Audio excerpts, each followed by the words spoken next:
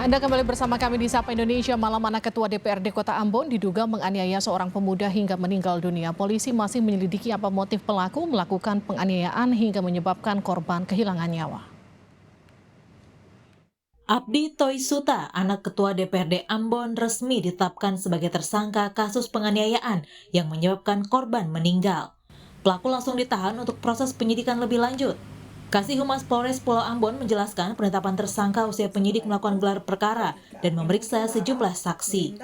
Tersangka kini dijerat dengan pasal penganiayaan dengan ancaman pidana 7 tahun penjara. Malam tadi telah dilaksanakan gelar perkara dan sudah ditetapkan status sebagai tersangka, AT sebagai tersangka. Kemudian untuk ancaman hukuman untuk pasal yang diterapkan 351 ayat 3 dan ancaman hukuman 7 tahun penjara. Ketua DPRD Kota Ambon, Eli Toisuta, akhirnya berkomentar lewat unggahan video yang disebarkan melalui media sosialnya. Dalam pernyataannya, ia menyampaikan turut berbelasungkawa bagi keluarga korban dan menyayangkan kejadian tersebut serta menyerahkan perbuatan anaknya ke jalur hukum.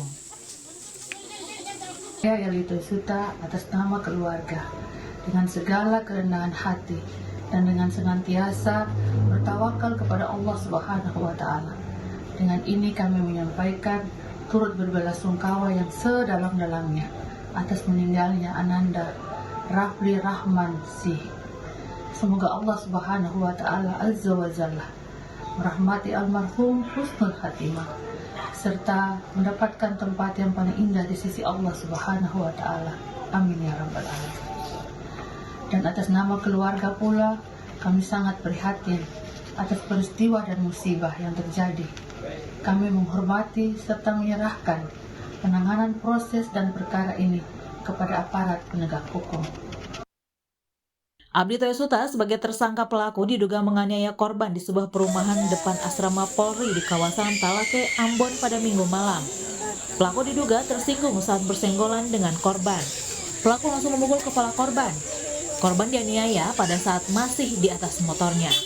Jenazah korban penganiayaan oleh anak Ketua DPRD Kota Ambon dimakamkan pihak keluarga usai menjalani otopsi di Rumah Sakit Bayangkara pada Senin kemarin. Korban merupakan anak ketiga dari 3 bersaudara dari pasangan Marlan Sunet dan Inanet Loho. Tim Liputan Kompas TV Ambon, Maluku. Mengetahui perkembangan kasus pemukulan anak Ketua DPRD Maluku, kita sudah terhubung dengan Kombes Muhammad Rum Hoirat, Kabid Humas Polda Maluku. Pak Rum, selamat malam. Selamat malam, Mbak. Perkembangan kasus yang menjerat anak Ketua DPRD seperti apa, Pak?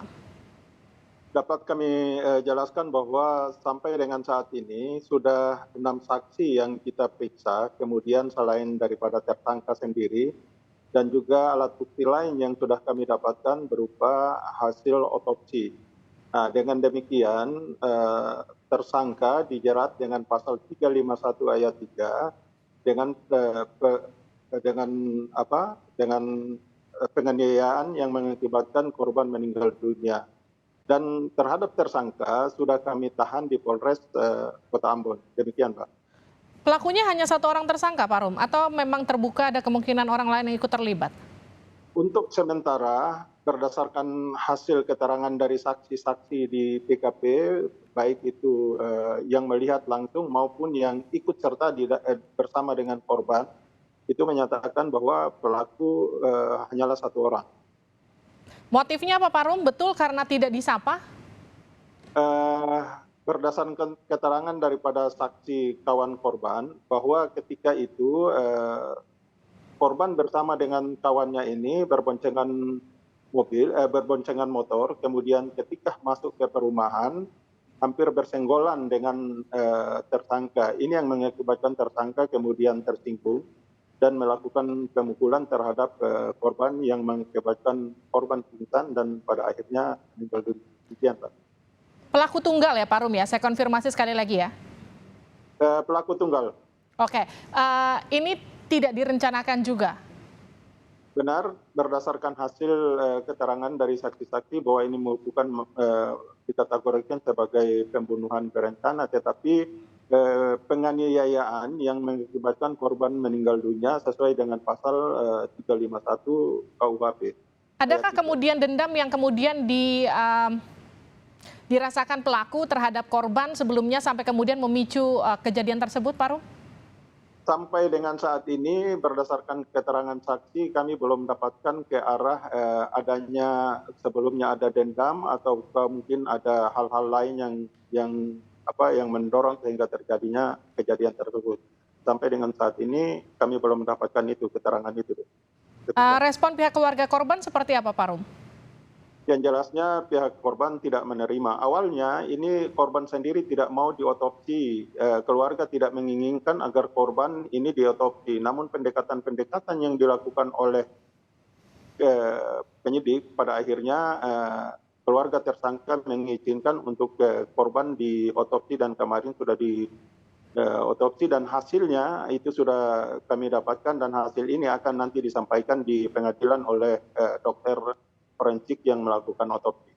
Pak Rum, ini kan ada viral juga di media sosial soal anggapan keluarga pelaku, orang tua pelaku yang anggota DPRD itu kemudian tidak meminta maaf kepada keluarga korban.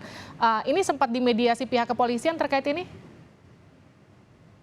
Untuk sementara kami belum ini ke arah situ ya. Jadi untuk kami masih fokus terkait dengan pengungkapan kasus ini, pemeriksaan keterangan saksi maupun alat bukti untuk mendapatkan alat bukti lain terkait dengan permintaan maaf dan lainnya. Itu mungkin urusan nanti daripada keluarga daripada tersangka atau keluarga dari pelaku. Artinya keluarga korban tidak ada tuntutan lain ya, Pak Rum? Selain proses ini dilakukan atau diproses lewat jalur hukum?